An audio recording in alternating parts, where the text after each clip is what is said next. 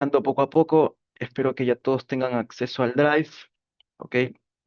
Eh, sí, bueno, ahí lo están pidiendo. Es ese mismo Drive de siempre, ¿eh?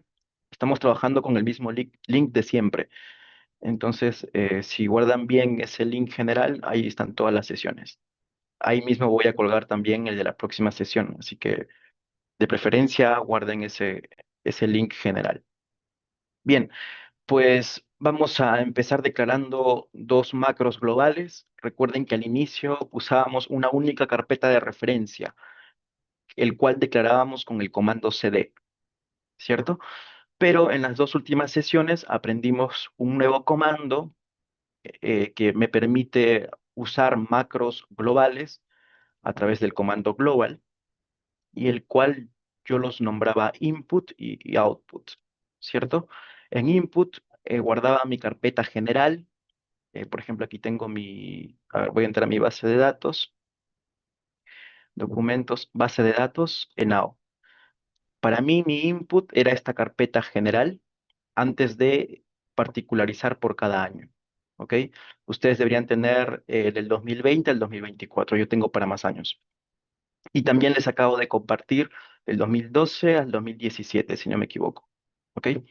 Entonces, eh, a este punto anterior de acceder a cada año es que yo lo voy a guardar dentro de mi input, ¿de acuerdo? Para después hacer el llamado al año particular. Entonces, mientras uso esta dirección de trabajo, que es el previo a ingresar a cada año de referencia, ¿ok? Eso es lo que estoy guardando aquí. En mi caso también mi output también es la misma dirección, así que estoy copiando y pegando la misma dirección dos veces, almacenado en dos macros diferentes, input y output.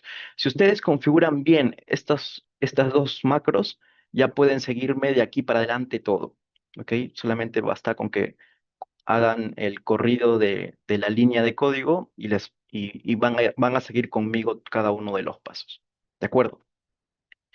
Entonces, si todos tienen seteado bien estas direcciones de trabajo almacenados en unas macros, ya podemos resolver todo el código juntos, ¿de acuerdo? Esto también lo hicimos la clase pasada, ¿ok? Estamos otra vez usando la misma técnica. Entonces, guardo mi dirección de input en este macro, en esta macro. Guardo mi dirección de output también en esta macro, ¿ok? Bien, ahora lo que voy a hacer es importar mi base de datos del Sumaria, del 2020, ¿ok? Entonces, por eso es que yo pongo aquí input, que hago referencia a mi carpeta general, ¿ok? Hago referencia a mi carpeta general y luego hago referencia a la carpeta del año donde está almacenada mi base de datos. Por eso es que luego de input y luego del slash pongo 2020, porque quiero que abra esa carpeta de ese año en particular. ¿Cómo hacía el llamado a una macro? Recuerden que era con el signo de dólar, ¿ok? Signo de dólar, input, que es el nombre de mi macro, luego el año que quiero abrir, ¿ok? El año donde se aloja mi base de datos, que es el Sumaria 2020, ¿ok? Entonces, una vez que corrí mis macros globales y corro la sintaxis de importación, ya tengo mi base de datos importada. ¿Ok? Luego seleccionaba mis variables importantes, ¿ok? Las variables con las que voy a realizar todo mi análisis, ¿ok? Para ello mantenía el conglome, la vivienda y el hogar, que son mis identificadores, mis llaves para identificar cada uno de los hogares. Mi unidad de observación, ¿de acuerdo? Bueno, el estrato también es importante. Recuerden que era parte del diseño de la encuesta. Cuando yo le decía a Stata que quería declarar el diseño complejo de mi encuesta, tenía que hacer el llamado al estrato. ¿Ok? La clase pasada entendimos para qué servía una estratificación. ¿De acuerdo? Sí, lo acabo de abrir, el Sumaria 2020. Bueno, el Sumaria 2020 se caracteriza por tener informaciones monetarias calculadas directamente. ¿Qué es lo que vimos la clase pasada? Con esta base calculamos la línea de pobreza extrema y hicimos los primeros cálculos de distribución de pobreza, ¿no? Habíamos encontrado que aproximadamente en Perú el 27% de personas vivía en hogares pobres, ¿ok? Ahorita vamos a seguir calculando todo eso. Estoy haciendo como un recordatorio muy rápido de lo que hicimos la clase pasada también, ¿ok? Em, bien, me quedaba con las variables principales, el cual incluye el factor de expansión, la cantidad de miembros del hogar, el indicador de pobreza, pobreza y vulnerabilidad, la línea de pobreza extrema, que es LIMPE, línea, que es la línea de pobreza absoluta, la general, y bueno, corro esto. Entonces, por ahora he importado el base sumaria 2020 y luego me quedo con mis variables relevantes, con las que voy a realizar el cálculo futuro, ¿ok? De aquí en adelante. Bien, luego usaba comandos de iteración, ¿de acuerdo? El cual empieza con esta línea, que es el for values, asigno un local que se llama i, ustedes pueden poner cualquier otro nombre a esta variable, que va del 2021 al 2024, ¿ok? Esto también lo hicimos la clase pasada, ojo. Y mi comando de iteración comienza donde se abre esta llave y termina donde se cierra, ¿no? Habíamos dicho que si ponemos, por ejemplo, el cursor aquí al lado de esta llave, se enciende, se pone de color rojo. Si hago clic en cualquier otro clic al lado de la llave, por ejemplo, de apertura, también se pone de rojo la variable, la llave de cierre. Entonces puedo entender que esta apertura corresponde con este cierre, ¿de acuerdo? Esto te ayuda a identificar las aperturas y cierres cuando trabajamos con muchos comandos de iteración, ¿ok? Por ahora solo uno, que es el for values, y lo que voy a hacer es apilar bases de datos de diferentes años. Por ahora abrí la del 2020 y debajo voy a colocar el 2021, luego el 2022, 2023 y 20. ¿Ok? Vamos a hacer un pool de datos. Por eso es que uso el comando append. ¿Ok? Para fusionar bases de datos habíamos aprendido tanto del append como del merge. Ahorita estoy solamente apilando, poniendo debajo diferentes años. ¿Ok? Desde el 2020, que es lo que tengo abierto ahora, y voy a hacer un append del 2021, debajo el 2022, debajo el 2023, etcétera. Para ello solo uso append y luego pongo using y pongo la dirección en donde se encuentran almacenadas mis bases de datos. Para ello vuelvo a hacer el llamado a mi macro de dirección, que es el input, ¿ok? Luego aquí, claro, como podrán notar, antes hacía directamente el llamado al 2020. En este caso, yo no, yo como voy a hacerlo de manera iterativa, quiero que este i en cada iteración vaya cambiando de año. Primero es 2021, luego va a ser 2022, luego va a ser 2023 hasta 2024. Y luego el nombre de la base de datos, que también va a ir cambiando para cada iteración. ¿Ok? Entonces, tengo abierta mi sumaria 2020 y debajo voy a poner el sumaria 2021, luego el sumaria 2022, luego el sumaria 2023, y eso es lo que hace este bucle. ¿Ok? Bien. eh, Y bueno, acá agrego una opción que se llama keep. Recuerden que keep servía para mantener variables, en el cual vuelvo a enlistar mis variables importantes, ¿no? Que son las mismas que declaré en el 2020. El conglome vivienda hogar, que sirve para identificar cada uno de los hogares, el estrato, que es parte del diseño de mi encuesta, el factor de expansión y estas variables adicionales que acabo de explicar. ¿De acuerdo? Voy a correr todo de nuevo, pero básicamente a todos les debería salir lo mismo, ¿ok? Voy a poner un clear all por si acaso, para borrar todo lo que hay en mi memoria. Entonces abro la base 2020 del sumaria y luego hago un append del 2021 al 2024 mediante iteraciones, ¿ok? Entonces yo corro toda esta parte de aquí, renombro mi variable año, que está mal escrito, y si hago un tabulado del año, podrán notar que ya tengo todas las ENAOs apiladas, ¿no? del 2020 al 2024. ¿De acuerdo? Bien. Eh, ¿Qué más hicimos la clase pasada? Todo esto de aquí es un recordatorio, ¿eh? Todo esto ya lo explicamos la clase pasada. Bien, habíamos dicho que para calcular la tasa de pobreza en Perú, los indicadores oficiales del INEI lo trabajaban a nivel de personas, no a nivel de hogares. ¿Ok? Igual también se puede reportar a nivel de hogares, pero cambiaría la interpretación. ¿Está bien? Diríamos directamente qué proporción de hogares son pobres y cuáles no son pobres. Pero el INEI, al contrario, trata de reportar la cantidad de personas que viven en hogares pobres. ¿Ok? Entonces, había que hacer un pequeño ajuste a nuestro factor de expansión. El factor de expansión que trae el módulo de sumaria está a nivel de hogares y se llama factor 0,7. ¿Ok? Aquí lo tenemos. Factor 0,7, bueno, que es una de las que guardamos en el kit. Perdón, abrí esto sin querer. ¿Ok?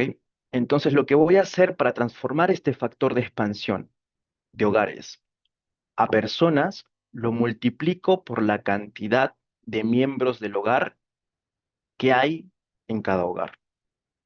¿Está bien? Por eso, ¿y cuál es la variable que almacena esa información? Se llama MIE per O, ¿ok? Miembros por hogar. Exacto, Pío, Enrique, exactamente. El sumaria está a nivel de hogares, exacto. El módulo de sumaria que estamos usando ahora está a nivel de hogares. Ahorita que trabajemos con el módulo 500, que es el módulo de empleo, ese, por ejemplo, sí está a nivel de personas. Por ahora, el sumaria está a nivel de hogares y el factor de expansión que está en esa base de datos también funge a nivel de hogares. Es decir, va a aproximar mi cantidad de hogares muestral a una cantidad de hogares poblacional. ¿De acuerdo?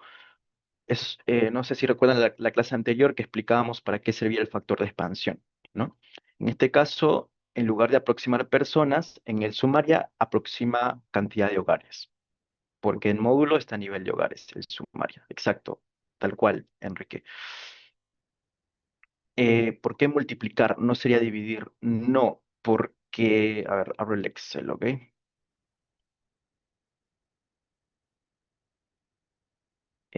A ver, supongamos que tenemos un único hogar, ya para hacerlo sencillo. Tenemos un único hogar muestral, ¿ok? A ver, mejor, hogar de población, ¿ok? Hogar de población. Supongamos que tenemos dos hogares poblacionales, un hogar, dos hogares, ¿de acuerdo? Y cada hogar, supongamos que tiene cuatro personas, ¿ok? Miembros del hogar, miembros del hogar, ¿de acuerdo? Entonces, en total tenemos dos hogares y ocho personas, ¿ok? Entonces, este hogar que ya, a ver, esto de aquí es información poblacional, ¿ok? Poblacional. Entonces, la columna A y la columna B son poblacionales, ¿ok? Ahora pasamos a la parte muestral, muestra. Entonces, supongamos que solo tengo un hogar de muestra. Este hogar de muestra, ¿por cuánto tendría que multiplicarlo? ¿Cuál sería el factor de hogar para que me dé el total de hogares? Habría que multiplicarlo por 2, ¿sí? ¿Me siguen? Uno sería esto por el factor. ¿Sí? Entonces, si yo multiplico este único hogar que he encuestado, que es mi número uno muestral, lo multiplico por el factor de hogar 2, me da el total de hogares poblacionales, que es 2. Pero a mí no me interesa llegar al 2 ahorita, me interesa llegar al 8. Entonces tendría que multiplicarlo por la cantidad de miembros del hogar que tiene el hogar. En este caso, por ejemplo, el promedio es 4. Sería ese 2 por 4, 8. Entonces, muestra de hogar tendría que multiplicarlo, perdón, esta muestra de hogar ya tiene su factor de hogar, ¿cierto? Que es 2. A este factor de hogar habría que aumentarle todavía lo que corresponde a miembros del hogar. pero es multiplicación. Entonces, en este hogar hay 8 personas, o este hogar va a representar a las 8 personas poblacionales, ¿de acuerdo? Va más o menos por ahí la intuición, ¿sí? Entonces, lo que tenemos ahorita es hasta acá, ¿no? Tenemos 2 hogares poblacionales, un hogar muestral y tengo mi factor de expansión a nivel de hogares. Pero todavía falta expandirlo un poco más, hacer una multiplicación adicional para tener la cantidad de miembros, ¿sí? Por eso es que se multiplica. Perfecto, perfecto, Leonel, se entendió entonces. Sí, o sea, igual, siempre piensen en la lógica que vimos la clase pasada, ¿no? En la clase pasada vimos para qué servía un estrato, un conglomerado, un factor de expansión. En este caso estamos expandiendo un poquito más algo que está a nivel de hogares para pasarlo y aterrizar a nivel de miembros. Entonces hay que hacer una multiplicación, una expansión más. Lo estoy haciendo multiplicando por la cantidad de miembros de hogar, ¿ok? Bien. Em, Claro, aquí lo expliqué muy sencillo, porque recuerden que ese número se obtenía de la inversa de la probabilidad de ser elegido, etcétera, etcétera, etcétera. ¿Sí? Todo lo que explicamos la clase pasada. ¿Ok? Bien, entonces tengo mi factor de expansión, este nuevo sintético que acabo de calcular, de generar, que se llama factor personas. ¿De acuerdo? Entonces he generado una variable que se llama factor personas, que es igual a mi factor de expansión de hogares multiplicado por la cantidad de miembros del hogar. De esa manera se lee esta línea de aquí, ¿ok?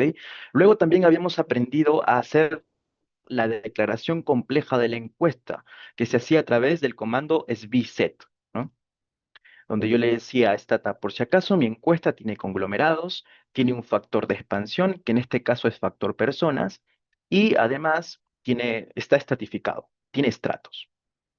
Entonces yo corría también esta línea y ya declaraba el diseño de mi encuesta. ¿Ok? Luego, pues nuestra variable año está almacenada como string. ¿Recuerdan? Si hacemos un codebook, por ejemplo, de año, nos va a decir que es un str4. Es una variable string. ¿Ok? Está guardado como carácter, como texto. Y yo quiero transformarlo a numérico para después hacer operaciones. Entonces, ¿cómo transformaba una variable de texto a una variable numérica? Haciendo destring. ¿Ok? Entonces yo pongo destring año, quiero convertir la variable año de texto a numérico, eso es lo que hace esto, y luego pongo la opción replace para que esa nueva información se almacene en mi misma variable. ¿Ok? Esa es la lectura completa.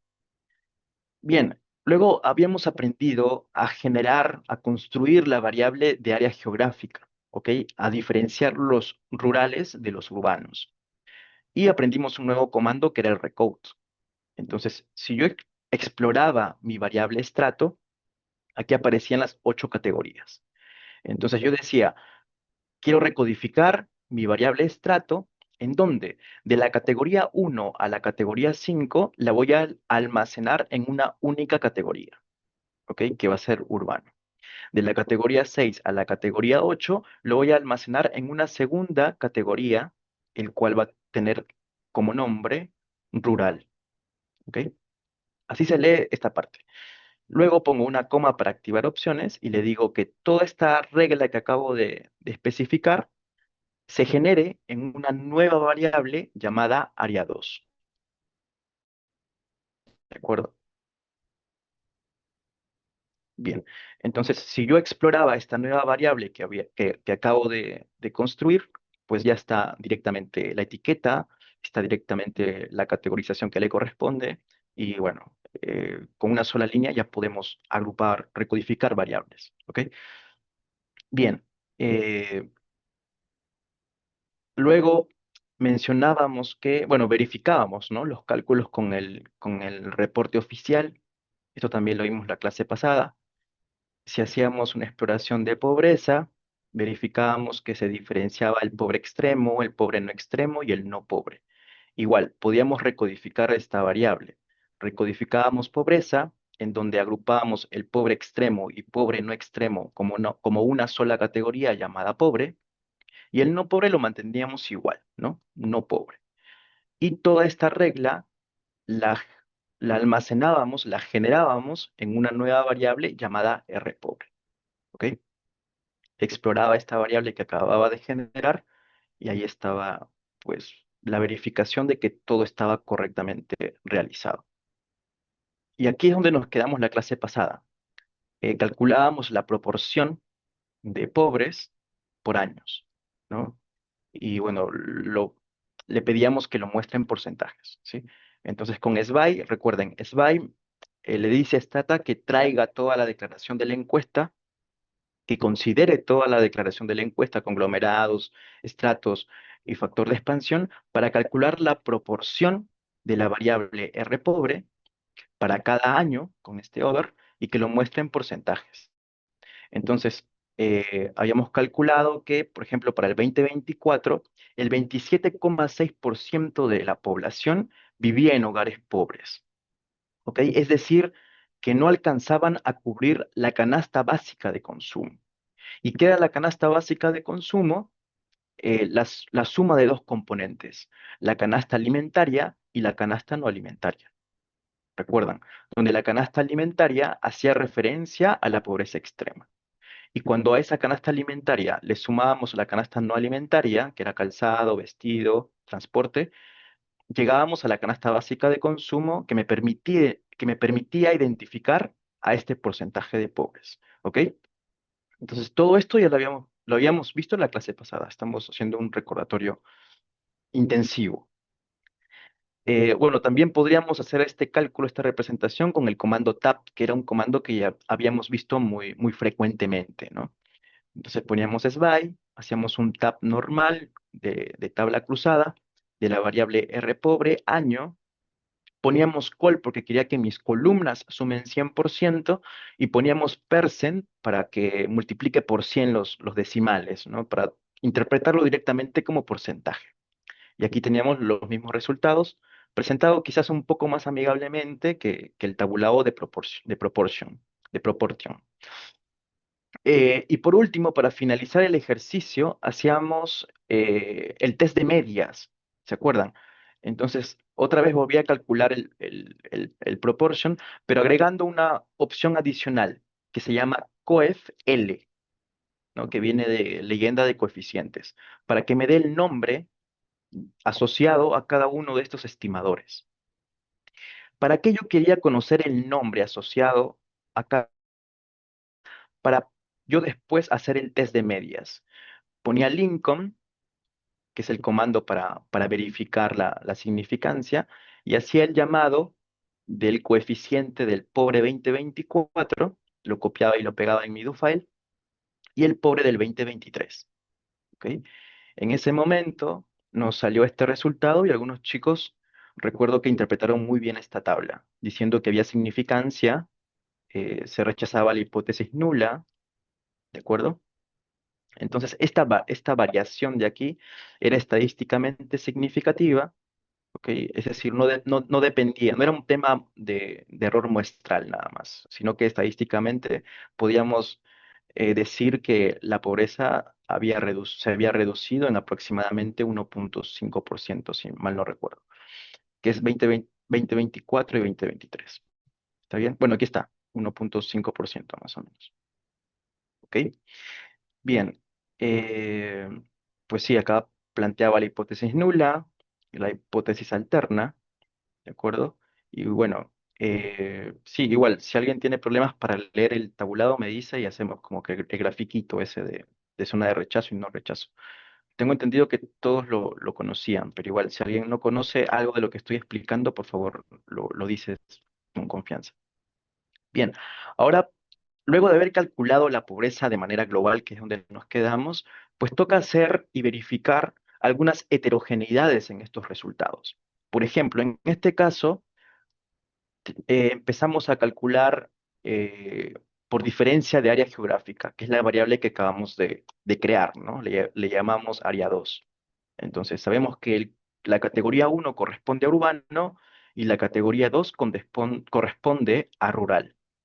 Entonces, yo hacía el SBY, coma, subpop, ¿ok? Que viene de subpoblación, Y hago este llamado para poner condicionales, para acotar mi tamaño de la población. ¿Ok? Aquí pongo los condicionales. Entonces, dentro de subpop pongo que solo quiero analizar aquellos que cumplen esta condición. Es decir, que área 2 es igual a 1. Y área 2 es igual a 1 hace referencia a la zona urbana. Entonces, primero vamos a ver qué pasa en la zona urbana. Un tab año, lo mismo, ¿ok? Lo mismo. R pobre, si se dan cuenta, es lo mismo que está acá arriba. Solamente estoy agregando la subpoblación, ¿ok? La diferenciación para urbano y rural. En este caso pongo row porque quiero que las filas me sumen 100% y luego pongo percent por un tema de formato. Entonces corro esta línea y aquí está. Encontramos que en la zona urbana la incidencia de pobreza es de 24,8%, por ejemplo, donde en el 2023 fue 26,4%. Bien, ahora, por ejemplo, hacemos lo mismo, pero para el área rural. Si se dan cuenta, es prácticamente copiar esta línea de código y pegarlo, donde solo modifico que la categoría de referencia de mi área geográfica. Antes yo le decía solamente para la zona urbana, ahora le digo solamente para la zona rural. Entonces corro esta línea, ¿ok? Y aquí tenemos. En la zona rural vemos que el cambio es más modesto. En el 2024 fue 39,3 y en el 2023 fue 39,79. O sea, una diferencia de 0,4, 0,5 puntos porcentuales nada más. Entonces ahí ya me genera la duda, por ejemplo, si es que esta diferencia es estadística o no es estadísticamente significativa. ¿De acuerdo? Entonces vamos a testearlo.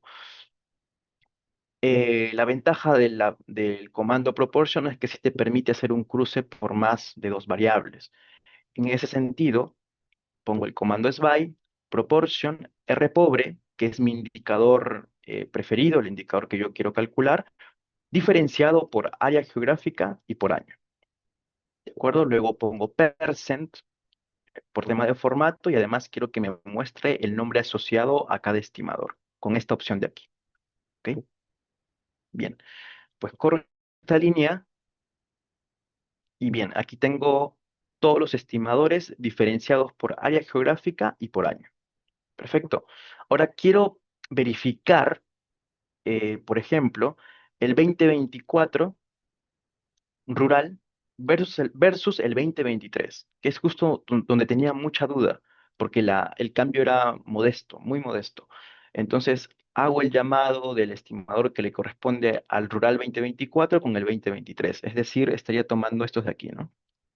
Estos dos de aquí. El rural 2024, copio esta etiqueta y la pego en el do file, y también cojo esta etiqueta del 2023 pobre rural y lo pego en el do file.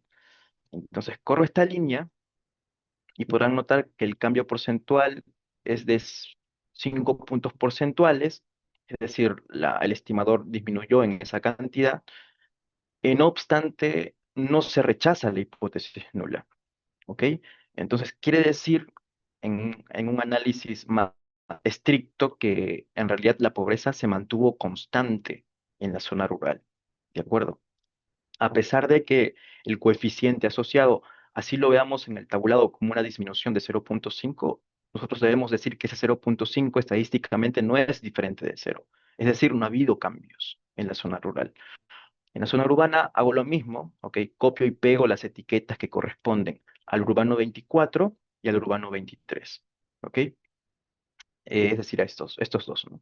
Copio esta etiqueta del 2024 y copio esta etiqueta del 2023, ¿ok? Con el signo de menos, ¿no? Recuerden. Y el comando es Lincoln. Corro esta línea y aquí sí rechazo la hipótesis nula, ¿de acuerdo? Esto ya me permite tener un- una completa, una visión completa, ¿no? ¿Disminuyó de manera global la pobreza? Sí, de manera significativa.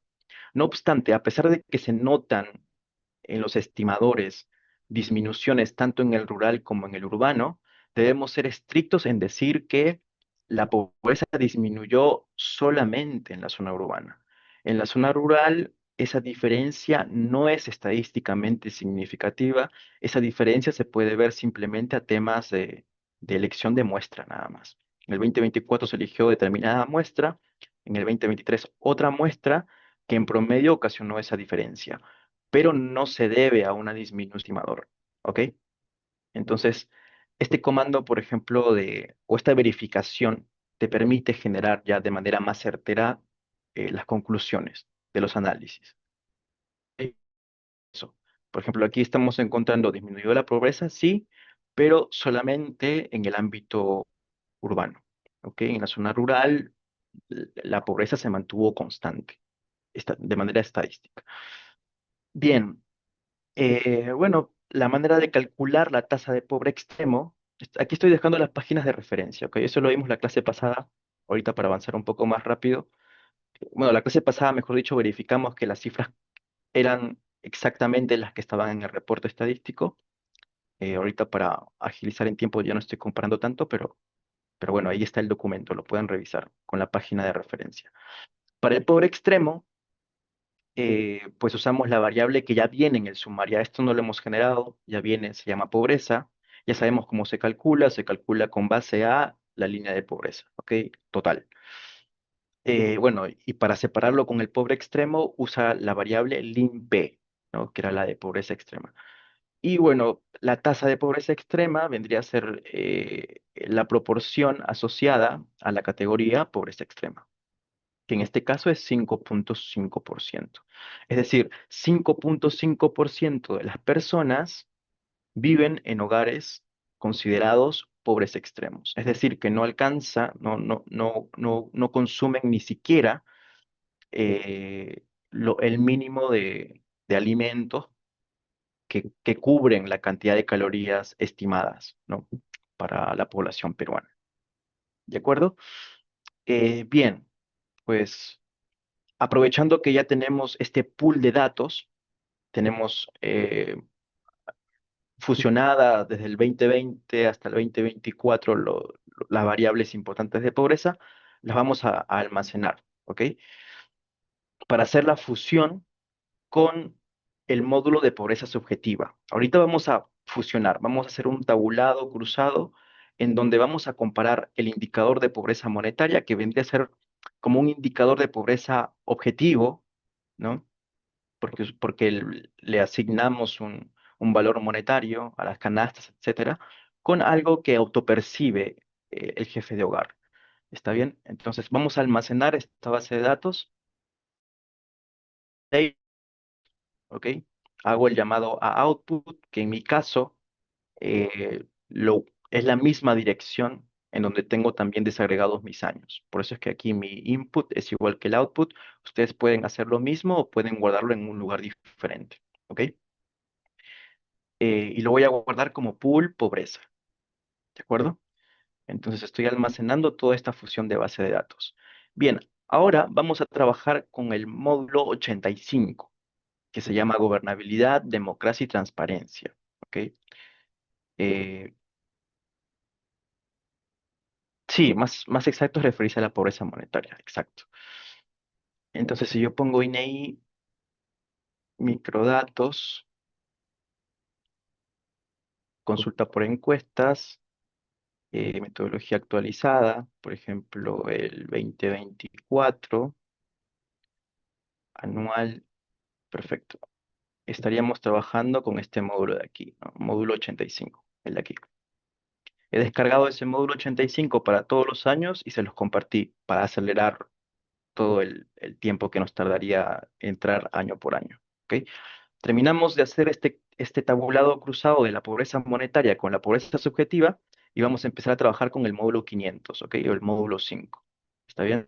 Cuando diga trabajamos con el módulo de empleo, hago referencia al módulo 5, empleo e ingresos. Bien, entonces eso si lo mismo, si ya tienen bien configurado el input y el output, es sencillo esto. Lo único que hago es importar mi base de datos de pobreza monetaria, que es ENAO 01B 2022. Ok, corro esto y ya tengo importada mi base de datos. Bien, ahora vamos a hacer lo mismo, el append, para tener muchos años disponibles. Entonces, uso el for values otra vez, donde i toma el valor de 2021 a 2024 y voy a reemplazar aquellos datos de los años con esta macro, con esta local que se llama i. Entonces, en lugar de aquí de poner 2021, 2022 hasta el 2024, lo reemplazo con el local i. Aquí lo mismo. En lugar de poner 2020, 2021 hasta el 2024, lo reemplazo con la i.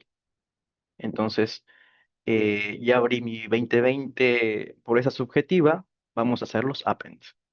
Entonces, listo. Muy rápido, renombramos el año que está mal escrito. Igual les enseñé cómo corregir toda la codificación, ¿ok? Para que no estén haciendo esto. Otra vez, convierto mi año de string, de texto, lo convierto a numérico y puedo hacer una exploración, ¿no? De mi variable año para verificar que estamos trabajando con 5 años, ¿ok? Bien, importante. Habíamos dicho que el sumaria estaba a nivel de hogares, ¿ok? En el caso de, de este módulo de gobernabilidad, democracia y transparencia que me ayuda a obtener la pobreza subjetiva, solo se le pregunta al jefe de hogar, ¿ok? El entrevistador toca la puerta del hogar, pregunta quién es el jefe y a él se le realizan estas preguntas de bienestar, de percepción del bienestar, de percepción económica, etcétera. Todo referido a su propia opinión. Él representa la opinión del hogar, ¿ok? Entonces solo se le pregunta a una sola persona y que es el jefe del hogar y la información que es del jefe del hogar es lo que representa al hogar en conjunto, ¿ok? Entonces tenemos que hacer un merge, ¿de acuerdo? Entonces podríamos decir que ambas bases de datos, tanto el de sumaria como este módulo 85 de pobreza subjetiva, están a nivel de hogares. ¿Está bien? Y como están ambos a nivel de hogares, pues yo esperaría que el emparejamiento sea perfecto, que cada hogar que aparece en sumaria corresponda a cada hogar que aparece en mi módulo 85. Entonces, ahí les pregunto, por ejemplo, el merge aquí, ¿qué tipo de configuración debería tener? Habíamos dicho que habían tres, ¿no? De uno a uno, el bloque 2 que podría ser de muchos a uno o de uno a muchos, y el tercero que era de muchos a muchos. Entonces, si el sumaria está a nivel de hogares, la pobreza se califica a nivel de hogares, y en el módulo 85 solo responde el jefe de hogar en representación del hogar en conjunto, si yo quisiera fusionar ambas bases, ¿qué tipo de configuración debería tener el merge? ¿Quién me lo dice? Es de a uno a uno, exacto, Enrique, exacto, exacto, Ángel. Tendría que ser de uno a uno. Perfecto. Ahora les pregunto, ¿cuáles serían las variables llave para que Stata entienda a este hogar va, se- la identificación de este hogar se va a reconocer con tales variables del otro módulo? ¿Cuáles serían las variables llave que identifican al hogar en cada uno de los módulos? Perfecto. Me falta identificar ahora las variables llave para identificar al hogar. ¿Cuáles serían? Bien, Enrique. Ajá, conglome, vivienda, hogar, pero está faltando una variable. A ver si se dan cuenta. Está faltando una variable. Está bien, hasta ahí está. Hemos hecho el 90% del camino. Solo faltaría una variable. Miembros por persona, no, no necesariamente. Ubigeo, tampoco, tampoco. Estrato, no. Es una variable que, o sea, hasta aquí estaría perfecto, les voy a dar una pista. Estaría perfecto si estuviéramos trabajando, si hubiese descargado el 2020 ambos módulos y los pegara. Pero estamos trabajando con un pool de datos. Estamos usando módulos de diferentes etapas, de diferentes periodos. Eso hace que mi observación, exacto, exacto, Enrique, el año. Recuerden, como estamos haciendo, estamos trabajando con un pool de datos, pues aparece una nueva variable identificadora, que es el año. Exacto. Porque puede ser que se repita la codificación de conglome vivienda hogar para diferentes años y no necesariamente es la misma vivienda encuestada. Recuerden que a veces por facilidad de nombre le ponemos 1, 2, 3, 4, 1, 2, 3, 4, hogar 1, hogar 2, hogar 3, hogar 4, vivienda 1, 2, 3, 4, etcétera. Entonces, claro, faltaría esa última variable de identificación. Perfecto, perfecto. Entonces, si hacemos corremos esta línea, que luego pongo el using y hago el llamado con el output de el pool de pobreza que acabo de almacenar. ¿De acuerdo? Corro esto y ahora sí, el match es perfecto, me sale que los 170.000 hicieron match y que se almacenan como merge igual a 3. ¿De acuerdo? Bien, pues empecemos a hacer los tabulados y a reflexionar un poco. Hago la declaración de la encuesta. A ver, voy a abrir también mi PDF, ¿ok? Para hacer la comparativa con el reporte oficial. Bueno, esto lo vimos la clase pasada, así que lo debo tener aquí. Aquí está. Perfil de la pobreza. Y lo tengo en el año, perdón, en la página 116, ¿ok? Página 116. Perfecto. Esto es lo que vamos a replicar. Percepción de pobreza, perdón, percepción del bienestar según el jefe del hogar por nivel de pobreza monetaria. Bien, ahora vamos a declarar en ese sentido el diseño de la encuesta que está en conglome, ok, hay estratos, y el factor de expansión aquí sí lo mantengo a nivel de hogares, ok. El INEI en su capítulo de pobreza subjetiva lo trabaja a nivel de hogares, ok, gran diferencia. ¿Qué se entiende por bienestar? Ahora vamos a leer la pregunta, ok. Directamente, por ejemplo, el INEI le pregunta, ok, el bienestar que produce el ingreso del hogar. Ok, con ese ingreso que el hogar recibe, le pregunta al jefe del hogar, ¿usted vive muy bien, vive mal o vive muy mal? Ok, eso es lo que engloba el bienestar. Por eso también se llama subjetivo, ¿no? Porque, y bueno, va un poco adelantando la respuesta que vamos a tener con el cruce de resultados. ¿Qué entiende cada persona con vivir bien? ¿Ok? Es multidimensional, ¿verdad? Bien, ahorita vamos a llegar a esa reflexión. Pero por lo pronto es eso. Se le pregunta al jefe de hogar, con el ingreso que usted percibe, con el ingreso que el hogar percibe, perdón, ¿usted considera que vive muy mal o vive mal? ¿Ok? Eso es lo que se le pregunta de manera concreta. Entonces, importante, otra vez. Para la pobreza monetaria, para nosotros poder replicar exactamente lo que hace el reporte estadístico, tenemos que hacerlo con un factor de expansión a nivel de personas. No quiere decir que calcularlo a nivel de hogares esté mal, ¿ok? Está bien también calcularlo a nivel de hogares, pero hay que tener cuidado con la interpretación, nada más, ¿ok? Ojo con eso. Pero si quieren tener el mismo resultado que el INEI, pues lo transforman a nivel de personas, la pobreza monetaria.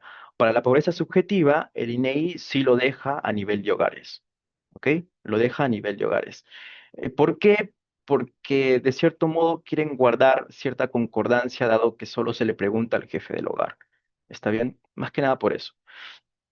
Así que lo dejo con factor 0,7. Aquí no le hago nada al factor de expansión, lo dejo con el que vino por default, ¿ok? Bien. ¿Cuál es la variable que pregunta sobre el bienestar? Es la P37. ¿Ok?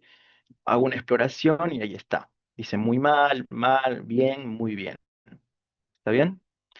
Pues vamos a hacer el tabulado por año.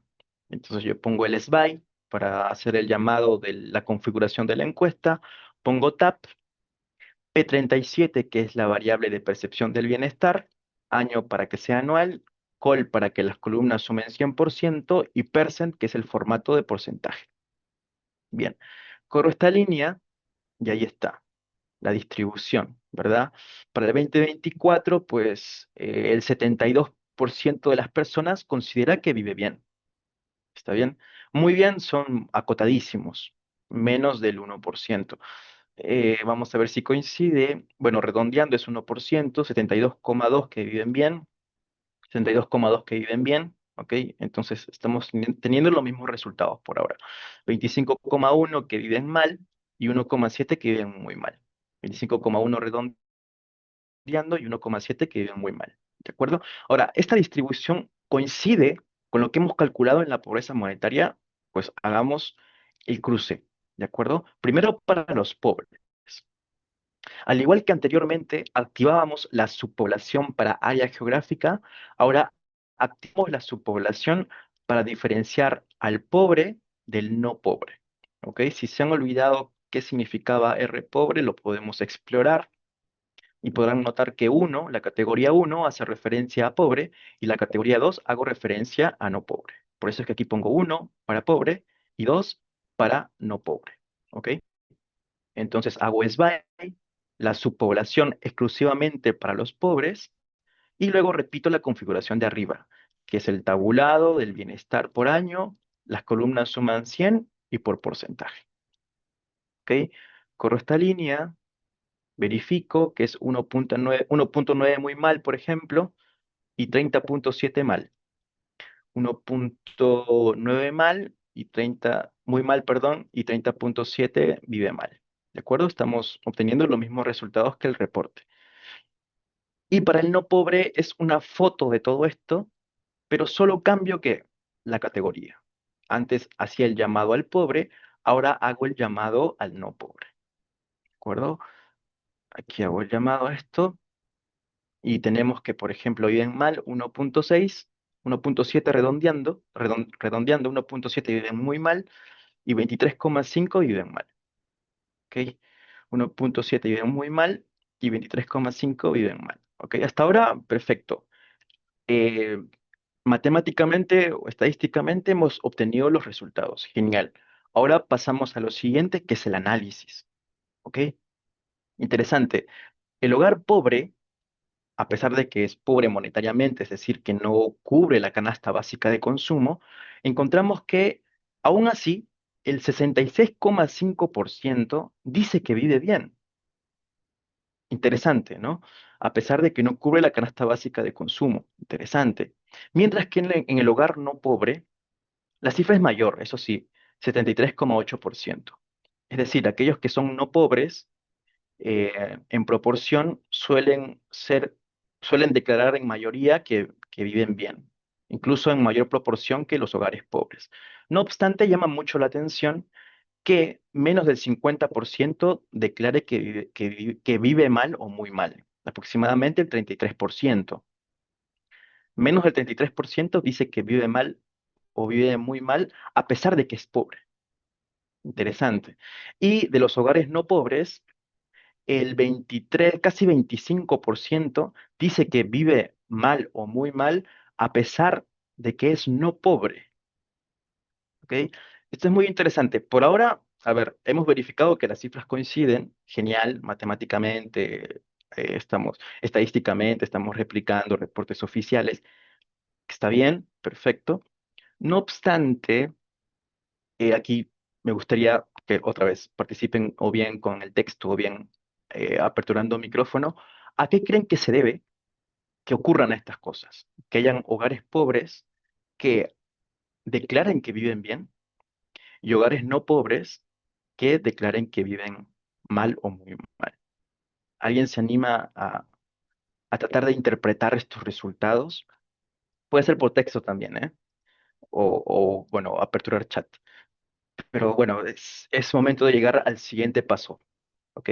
Ya conocemos los comandos de Stata y estamos empezando a replicar indicadores oficiales. Ahora vamos al siguiente punto, que es el análisis.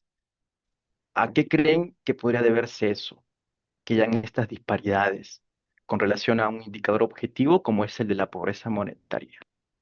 ¿Alguien se anima? Sí, por favor. Excelente, te cedo la palabra. Hay mucha pobreza, por ejemplo, en la selva. Ujú. Sin Juan, embargo, ¿verdad? sin Ok. embargo, ¿no? Eh, ahí comen bien. Excelente. ¿no? Entonces, Ujú, decir ellos que no viven bien es cuando, por ejemplo, los ríos son maltratados porque ellos comen mucho de río, ¿no? Ese creo ujú, que puede ser un ejemplo. ujú, Otro ejemplo, en la Sierra Alta, donde también hay bastante pobreza, se come bien. ujú, Entonces, el concepto, por eso antes le hacía la pregunta, el concepto de me siento bien, ¿a qué se refiere? ujú. ¿A ingresos?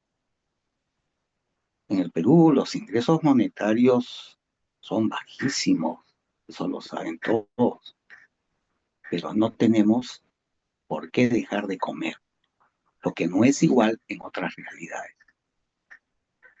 Exacto. Es una interpretación, ¿no? Bien, bien, por ahí estás atendiendo un punto muy, bueno, en realidad varios. Ahorita vamos a ir aterrizando eh, poco a poco todos, pero uno que has dicho que es muy relevante es que, claro, que la percepción de bienestar es multidimensional. No necesariamente, claro, es monetario, como es el que mide el otro indicador, así que pueden haber diferentes factores que ocasionen que esta correlación, porque de todas maneras hay una correlación, ¿verdad?, entre la pobreza monetaria y la percepción de bienestar. Pero esa correlación es parcial nada más. Exacto, porque en la cabeza de una persona pueden haber diferentes factores. La alimentación, la salud, etcétera. A ver, pero sí, me gustaría seguir escuchando más opiniones, a ver si vamos convergiendo con más respuestas. Ahí veo a Nicolás, por ejemplo, que dice, claro, el tema de características de la vivienda, ¿cierto? Mientras que para quienes que son pobres, que la viven cuando no viven, esto es lo que esperan. Claro, sector que esperan, o sea, eh, el- las metas que se puede plantear cada persona es diferente, ¿cierto? Ajá, a ver si alguien más se anima a responder. Exacto, Rose, exacto, has dado con otro de los puntos eh, que podrían explicar esta relación.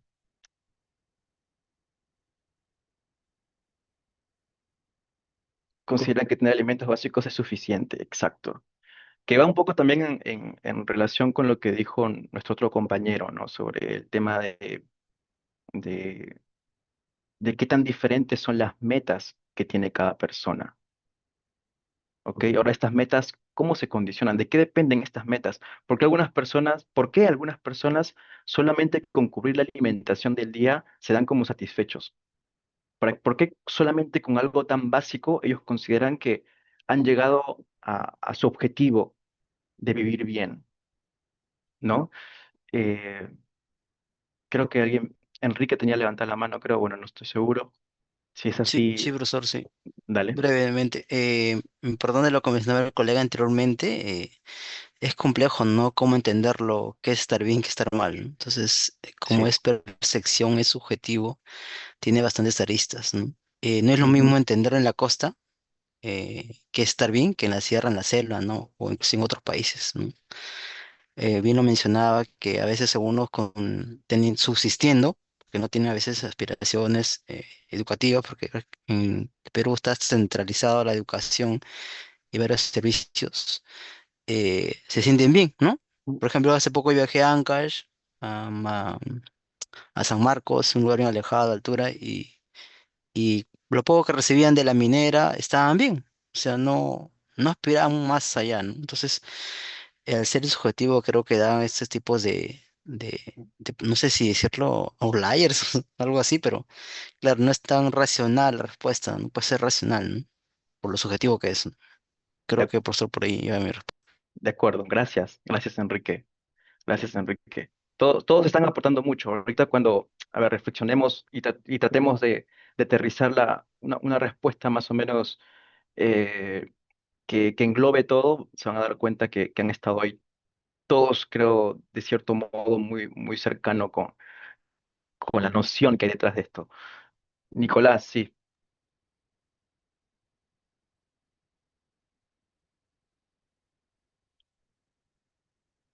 No sé si soy yo. Noto que tu micro está abierto, pero no te oigo. Ahora sí se me escucha, disculpa. Sí, ahora sí, ahora sí, ahora sí. Disculpa, profesor. No te Bueno, preocupes. así como comentaba, mi percepción viene de un extranjero chileno, porque yo soy chileno, pero hace poco viajé a Ah, Perú. Y al bienvenido. conversar con... Muchas gracias. Y al conversar con varias gente de peruana, me Ujú. comentaban que igual tenían que tener más de un trabajo a la vez para poder lo que es la percepción de vivir bien. Entonces, igual puede ser que dentro de estos datos estadísticos pueda que la gente, al tener más de un trabajo, ya lo hace que tiene como su concepto sea mal vivir. De acuerdo. Sí, te comento, ahí que me dice que eres de Chile, tuve una compañera ahí en el máster que justamente era de Chile, que alguna vez exploramos juntos estas estadísticas y parte de esa reflexión que tuvimos académica se los voy a trasladar aquí, una chica muy buena. Y gracias por tu participación, Nicolás. Sí, ahora vamos a sintetizar todo lo que ustedes están diciendo. Muy interesante. Rose, asimismo, los hogares que son no pobres consideran que los alimentos básicos no son así, podemos mencionar la intervención de las aspiraciones. ¿Ok? Bajo una mirada económica, Rodrigo, esto depende de la curva de indiferencia, puesto que da cierta cantidad de bienes. Los distintos individuos llegan a ese nivel de atención. Exacto, diferentes combinaciones. Bien, pues salvo que alguien más quiera participar, vamos a ir analizando por tres grandes aristas, ¿ok? Incluso hay papers que tratan de identificar eh, esta combinación, ¿no? Estas diferencias. Y entre los papers que discutimos alguna vez con algunos compañeros, como por ejemplo con esta compañera chilena que le decía a nuestro amigo, bueno, son tres componentes principales. Uno, que casi todos lo han dicho, que el bienestar es multidimensional, o que no necesariamente es monetario, depende mucho de la salud del individuo, de la salud de las personas, de sus convivientes, perdón, eso, si es que han comido o no han comido, diferentes cosas, ¿no? Entonces, eso ya de por sí distorsiona que la correlación sea total entre lo monetario y este bienestar subjetivo, ¿ok? Que vendría a ser más o menos la conclusión a la que llegaron casi todos, o todos, creo. El segundo depende de que nuestras expectativas se adaptan siempre. Entonces puede ocurrir que tú tengas un salario ahorita y tengas unas expectativas determinadas y de pronto aquí a un año tus salarios se duplican y todas tus expectativas cambian también. Entonces puede ser de lo que antes te daba bienestar simplemente, pues qué sé yo, vivir en el centro de la ciudad y tal, y con lujos. Ahora tu nueva expectativa sea vivir, qué sé yo, en Europa, en un país desarrollado, etcétera. Lo digo bueno, por nosotros, ¿no? Que vivimos en países en vías de desarrollo. Aunque Chile, bueno, nos lleva un poco de años con relación a desarrollo, pero bueno. Entonces, esa es una segunda arista que podría estar explicando esto. Entonces, esa curva de bienestar se mantiene casi siempre media constante. Por más de que se aumenten los salarios, las expectativas al también adecuarse a esa nueva capacidad adquisitiva, pues se mantiene a ese nivel, ¿no? Que estamos viendo aquí. Y el tercero eh, se vincula mucho con un tema ya más filosófico, ¿no? Por ejemplo, a los que han leído a Zen, por ejemplo, el Nobel de Economía, en algún momento se preguntó, bueno, parafraseando, ¿no? Decían, las personas a veces dicen que son libres, ¿ok? Pero ¿qué es la libertad en el sentido de elegir tu trayectoria de vida, trayectoria de consumo, lo que fuera? Realmente, ¿qué tan libres somos para tomar decisiones o para tener aspiraciones en la vida? Él decía que de cierto modo, parafraseando otra vez, estas libertades están condicionadas a diferentes factores, ¿no? En este caso, por ejemplo, que ya algunos chicos lo dijeron de manera muy indirecta, podría estar vinculado con nuestra población de referencia. Puede ser que yo viva en un hogar pobre y dado que las personas, que mi barrio, casi todos son pobres, pues mi percepción de bienestar está sujeto a esas metas que comparto con mi entorno social. Entonces puede ocurrir que, oye, yo sí, mira, al momento que lo entrevistan, ¿no? Puede decir que diga, oye, sí, yo comí siempre hay comida en la casa, todos están saludables y como el vecino, pues el tipo tiene que trabajar, tener dos trabajos, tiene al hijo enfermo, etcétera. Al momento al del otro hogar le preguntan cómo está cómo percibes que es tu ingreso, tu bienestar del hogar, él dice comparativamente, pues que está bien. ¿Ok? Entonces, la percepción y las metas están sujetos a una población de referencia. Y esa población de referencia es tu entorno más cercano. Y si tu entorno cercano está mal, sus metas son bajas, las tuyas también lo son. Entonces, regresando a la parte de las libertades, de elección y tal, entonces tu entorno puede estar condicionando tus metas.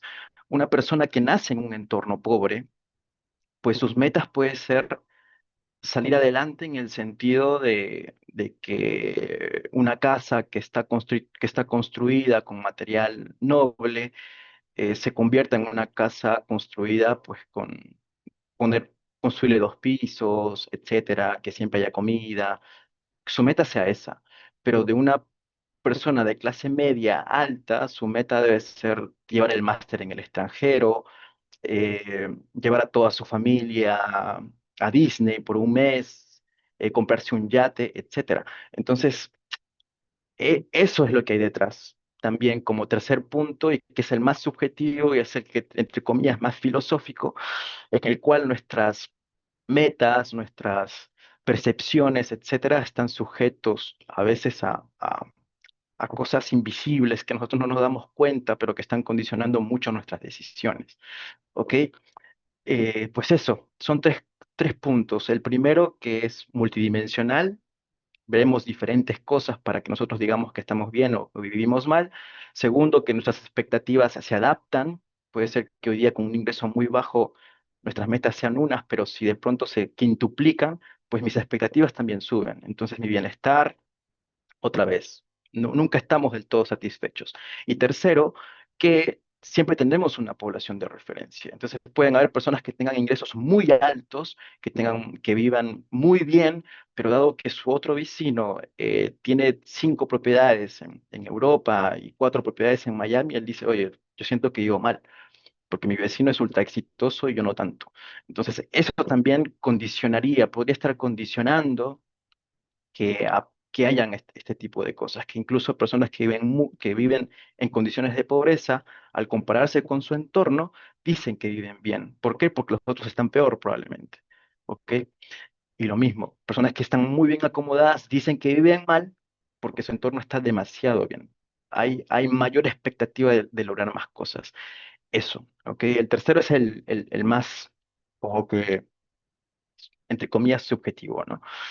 Y bueno, eso eh, son los tres pilares que explicarían más o menos el por qué existirían estas diferencias. Hay más, por supuesto. Y bueno, esto es toda una tendencia de, de una rama de pobreza subjetiva, ¿ok? Que va más allá de ver solamente indicadores tradicionales, como en este caso de la pobreza monetaria.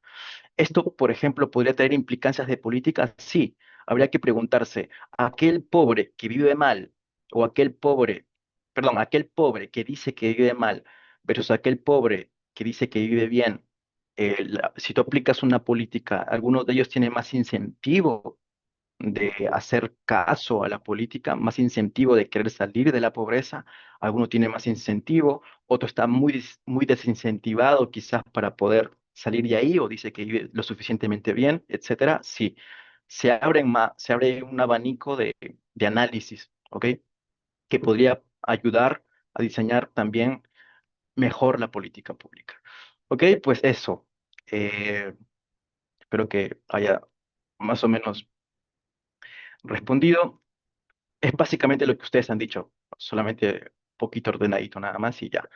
Y ya, ese sería, a ver, Karen, creo que una pausa, ¿no?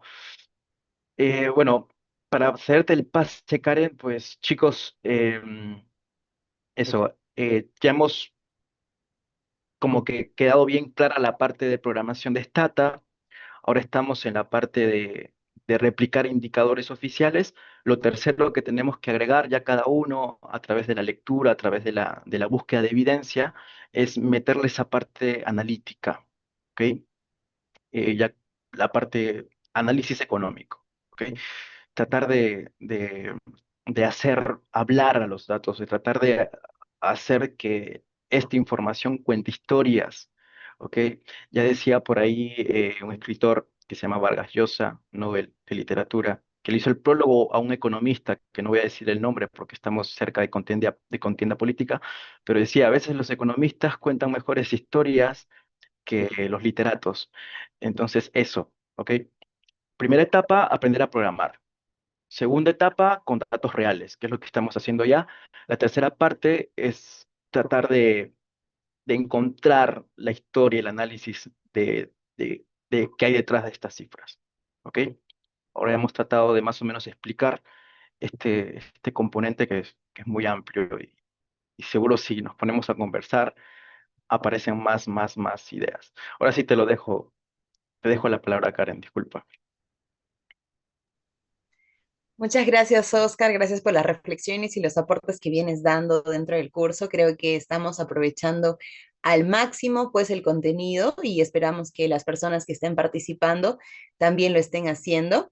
Bueno, hacía una pequeña pausa activa para pedirles y recordarles pues que desde Insignia nosotros a través de los docentes, a través de Oscar en esta oportunidad, pues nos dedicamos exclusivamente a su formación y como se darán cuenta, en cada una de las sesiones pues damos todo el contenido posible para que ustedes puedan sacarle el máximo provecho. Como parte de este contenido, pues estamos brindándoles a ustedes estas clases de manera gratuita, ¿no? Y hay muchas personas que ya nos han escrito y que se están inscribiendo al paquete exclusivo.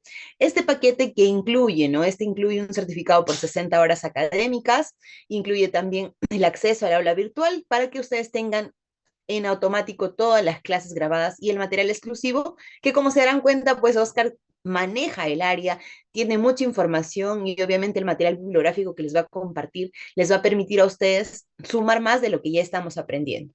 El certificado además, como ya saben, será por 60 horas académicas, lo cual les suma a ustedes en su desarrollo profesional, en su desarrollo académico y eso es vital dentro de nuestro currículum vitae. Sin embargo, también tenemos pues nuestro paquete gratuito del cual ustedes todos y cada uno de ustedes ya son parte a través de las clases en vivo que en estos momentos, por ejemplo, estamos realizando y los materiales en general que ya les hemos compartido en el chat para quienes lo han perdido el enlace, para que lo tengan, como dice Oscar, también ya piñado, guardado para que puedan ir descargando también esa información, ¿sí? Eso recordarles, eso quería hacerles una pequeña pausa y aprovecho para que se despierten, por favor también comentarles que al final de nuestras sesiones, que sería este día jueves, les vamos a compartir una pequeña encuesta. Nos encantaría y les agradecemos desde ya que ustedes, por favor, puedan responder a esta encuesta. De repente tienen aportes sobre la clase, nos dicen, oye, mira, de repente, Oscar ha dado más información, necesito más información de tal o cual cosa, más análisis estadístico, más análisis de repente del ENAO, ¿no? De las bases, porque como se están dando cuenta, está siendo lo más aplicativo posible este curso. Entonces, les pedimos que también participen de esta encuesta. Por ejemplo, ahorita les haré una pregunta. Por favor, si pueden reaccionar de repente, ¿qué tal les está pareciendo la clase hasta el momento? Para que de esa manera, pues, Oscar también tenga esta retroalimentación. De esa manera también ustedes se desconectan un poco del estata y reaccionan. A ver, les invitamos de repente a poner el pulgarcito arriba o un corazoncito. De esta manera también ya nos activamos y participamos de esta sesión. ¿Qué tal les está pareciendo esta sesión? ¿O qué tal les está pareciendo en general nuestras clases? Para que nos permita a nosotros también crecer, sumar y de esa manera, pues, gracias Leonel, gracias, genial, entonces lo están aprovechando y esperamos pues que así como Leonel y como muchos Pío, gracias por sus reacciones, gracias a todos. Esperamos que de esa manera ustedes le saquen el máximo provecho y pues un certificado, un acceso ilimitado al aula virtual será muy favorecedor para todos. Muchas gracias, Oscar, por el espacio. Gracias a todos quienes están comentando y esperamos que sigan participando como lo vienen haciendo dentro de esta penúltima y nuestra última sesión. Les cedo el paso, Oscar. Listo, Karen, muchas gracias. Pues bien, continuamos. Entonces, habíamos dicho, la pobreza monetaria está bien, es un indicador objetivo porque se le asigna precios directamente a determinadas necesidades, ¿no? Para calcular este indicador, pero ahora estamos tratando de entender un nuevo indicador que es muy poco explorado, la verdad, al menos en Perú. No es un indicador que se suele reportar tanto, ni que se suele hablar tanto en la prensa. Y bueno, habíamos dicho que la correlación con el monetario existe, pero es parcial. Y podría deberse a a tres principales factores. ¿Podrían haber más? Sí. El primero es que el bienestar puede ser multidimensional. El segundo es que nuestras expectativas se pueden adaptar según cada nivel de ingresos que tengamos. Y tercero es que tenemos tendencia a compararnos con una población de referencia. ¿Ok? Eso como resumen. Sí, Juan. Me permite sugerir que también hay otra Sí. variable fundamental y esto lo ha aportado el premio Nobel del 2024, Ujú.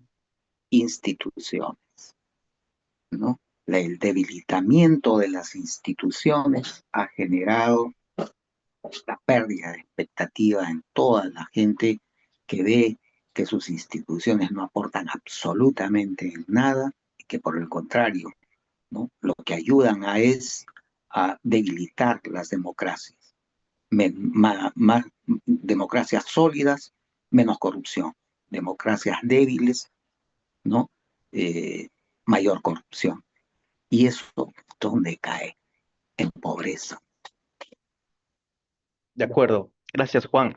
Sí, en el caso particular de estos estudios, les recomendaría que lo estudien. La verdad, eh, es un, es un gran libro que hay detrás de este libro de instituciones, en la cual tratan de explicar el crecimiento económico sobre causas subyacentes y causas fundamentales. Y ellos tratan de demostrar que las instituciones son unas causas fundamentales. Por ejemplo, hay muchos economistas del crecimiento económico que dicen para acelerar el crecimiento hay que apostar mucho en capital humano. Estos premios Nobel dicen no. El capital humano es una causa subyacente. Si la institución no está fuerte, no va a servir solo invertir en capital humano. Aunque claro, esto es bajo la visión institucionalista, ¿ok?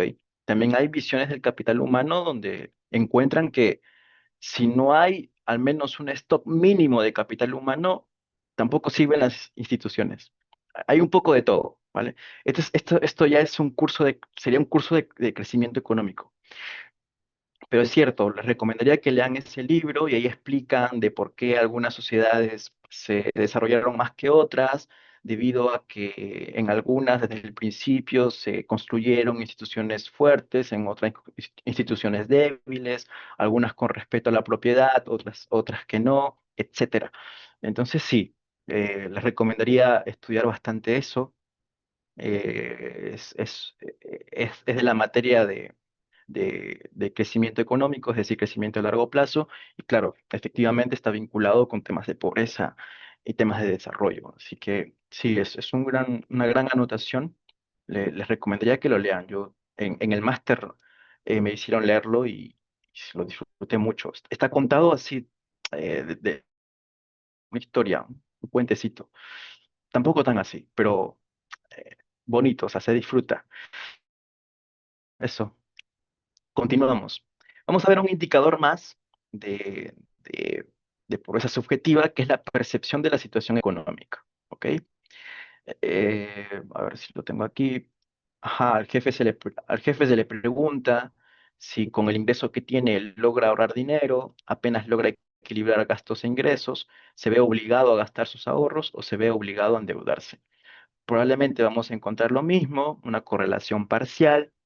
E incluso vamos a encontrar a gente pobre que, mm, que va a decir que logra equilibrar sus ingresos y gastos, ¿no? Y vamos a encontrar gente no pobre que dice que requiere endeudarse. Entonces, otra vez lo mismo, estamos bajo un concepto en donde las expectativas y tal van cambiando también. Es decir, puede ser que sea no pobre y dice que tiene que endeudarse pues porque vive con bienes de lujo, por ejemplo.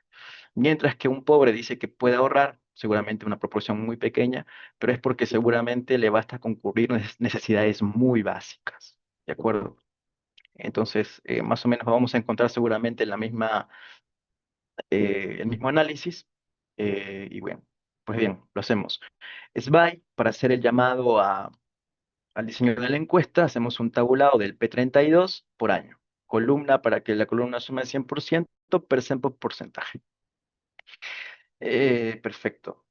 Pues este sería el general. Tenemos 9,9 que logra ahorrar, 70, a ver, 9,9, aquí está, que logra ahorrar dinero. Ah, aquí está solo para el 2024. Aquí no hay histórico. En el anterior sí había histórico, creo.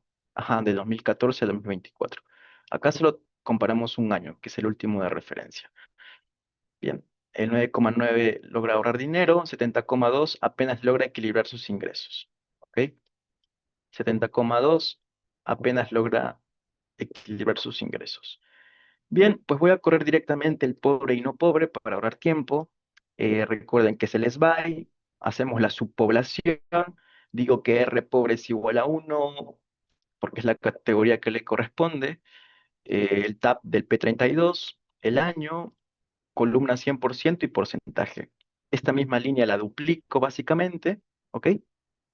Pero cambio la categoría en el condicional, ¿no? Antes usaba el 1, ahora uso el 2. ¿Ok? Corro estas dos líneas y ahí está. Vamos a esperar los resultados. Eh, Aquí están los cálculos. En el caso de pobreza, por ejemplo, el que apenas logra ahorrar es 3,9. Vamos a comparar 3,9, el que apenas logra ahorrar.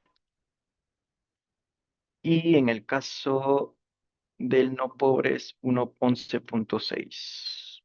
¿Verdad? 11,6. Perfecto. Pues los resultados son los mismos. Vamos a verificar cómo es la distribución. En el hogar pobre, el que logra ahorrar dinero es solamente el 3,9%, mientras que en el hogar no pobre es 11,6%. ¿Ok? Por ejemplo, el que se ve obligado a endeudarse en el hogar pobre es 13,3, es más que en el hogar no pobre. Otra vez encontramos que hay una correlación, pero parcial. Aquellos que son hogares no pobres tienen relativamente una mejor percepción también con relación a su situación económica, ¿ok? En comparación de los no pobres. Perdón, en comparación de los pobres. La explicación vendría a ser básicamente la que discutimos anteriormente, ¿no? Solo que en este caso ya vinculado directamente a qué tipo de gastos realiza un hogar pobre y qué tipo de gastos estaría incurriendo un hogar no pobre. Bien. Pues eso, hay más indicadores de percepción del jefe de hogar. Eso ustedes lo pueden revisar. A ver si lo tengo aquí. Ustedes podrían descargar tranquilamente los módulos directamente del INEI. Se les va a aparecer este zip, ¿ok? Para aquellos que tengan mayor eh, interés, ¿no? Por seguir explorando qué otros indicadores de subjetividad podrían haber y podrían tranquilamente verificar los diccionarios o el cuestionario, ¿no? Aquí está. Incluso también se le pregunta por temas institucionales, justamente como decía nuestro compañero. ¿Tiene usted confianza en las instituciones? ¿Cuáles son los principales problemas del país? Si es la corrupción, la falta de credibilidad, ya que estamos a puertas de elecciones en Perú, sería interesante verificar cuáles son los problemas que la gente quiere que los candidatos hablen, ¿no? Eh, y bien, ustedes podrían seguir explorando tranquilamente cuáles son a ver, otras opiniones que tienen los jefes de hogar. Usted sabe qué es democracia, cuál es la característica más importante de la democracia, por ejemplo, que existan partidos políticos, etcétera. ¿Ok? Para esto, los resultados salen directos. Tendrían que simplemente cambiar la variable que está aquí, por ejemplo, el P32 por la de su interés. Todo lo demás ya está configurado, está a nivel de hogares, está seteada la declaración de la encuesta y podrían agregar subpoblaciones en caso ustedes lo crean pertinente. Y nada más. Pasamos al módulo de empleo. ¿Ok? Aquí cerramos la parte de pobreza subjetiva. Eh, Como menciono, ya ustedes ya tienen las herramientas para explorar otras variables. ¿Ok? Es simplemente ir jugando y variando la variable que vamos a tabular. Bien, continuamos. Indicadores de empleo.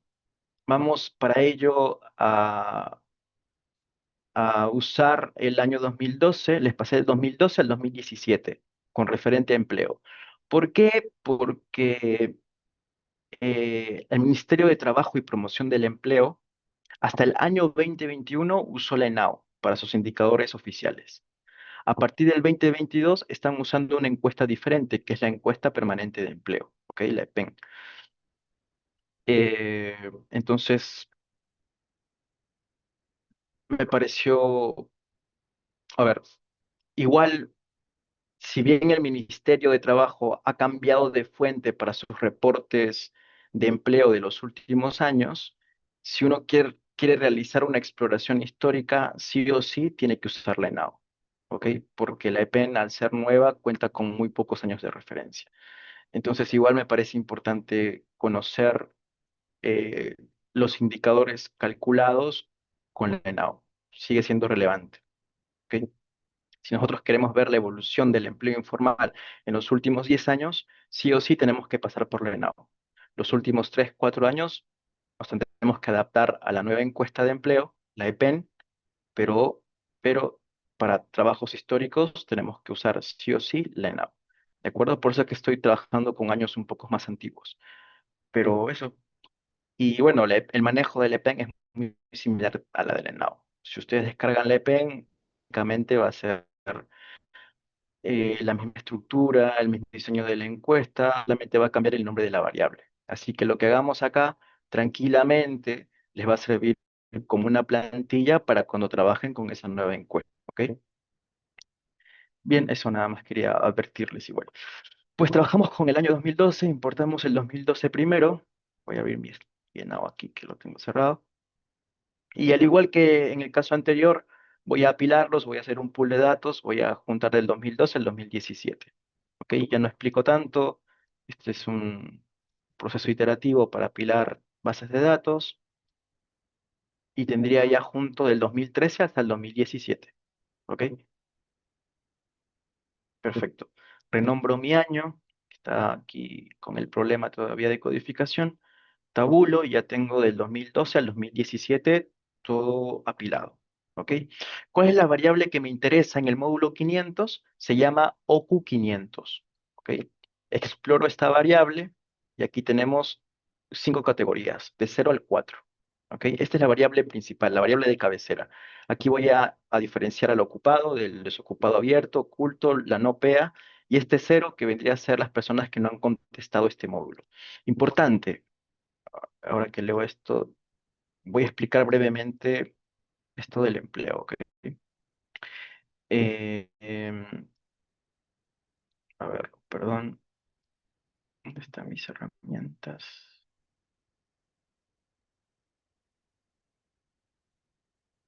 Eh, pues muestro un Paint, mejor aquí. Bien, voy a resumir eh, cómo se estructura el mercado laboral en Perú al menos, ¿ok? Primero, partimos con la población, ¿ok? Esta es la población de un país, cualesquiera. ¿De acuerdo? De esa población nos vamos a subdividir en dos grandes categorías. Bien, estoy seguro, si se ve todo, ¿no? Vamos a subdividir en dos grandes categorías. A la PET y la no PET. ¿Ok? ¿Qué significa PET? Es la población en edad de trabajar. Población en edad de trabajar. La población en edad de trabajar en Perú son aquellos que tienen 14 más. ¿Ok? En algunos países lo determinan como 15 o más. En Perú es 14 o más, la PET. ¿Ok? Es decir, aquellos que tienen 13 o menos vendrían a ser parte de la no PET y si en caso laboraran, tienen su categorización específica de trabajo infantil. Esto de aquí es ya una historia aparte. ¿Ok? Ahorita en el módulo 500 nos centramos en esto, en la PET. 14 años o más en Perú. En algunos países son 15 años o más, ¿ok? Puede variar, pero bueno, este es un tema de de definición que corresponde a cada Ministerio de Trabajo. Dentro de la PET nos podemos dividir en otros dos grandes grupos, ¿ok? La PEA es la población económicamente activa y la PEI, ¿ok?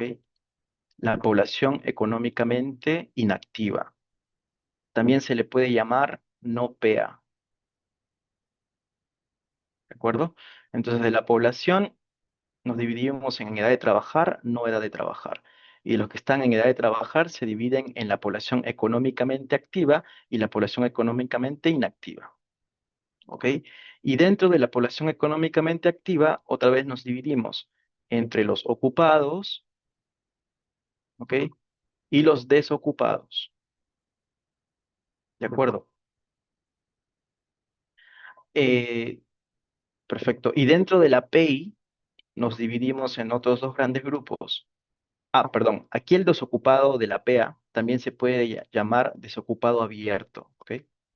Desocupado abierto.